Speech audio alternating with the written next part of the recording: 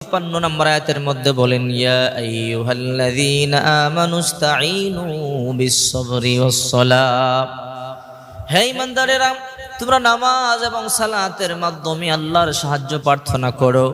ইন্নাল্লাহা মা'আস-সাবিরিন, নিশ্চয়ই আল্লাহ পাক ধৈর্যশীলদের সাথে রয়েছে। দুঃখ কষ্ট নিহিত মানুষের জীবন। এই জন্য যখন আপনি কষ্টে পতিত হবেন, যখন আপনার মনের মধ্যে দুঃখের পাহাড় চেপে বসবে, আপনার দুঃখগুলো আপনি আল্লাহর কাছে নিবেদন করবেন।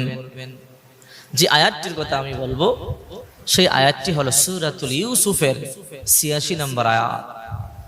হযরত ইয়াকুব আলাইহিস সালাম ইউসুফ আলাইহিস সালামকে হারিয়ে উনি কেঁদে কেঁদে এই আয়াতটি পাঠ করতেন, ইন্নামা আশকু বাসি ওয়া হুজনি ইলাল্লাহ, ইন্নামা আশকু বাসি ওয়া হুজনি ইলাল্লাহ।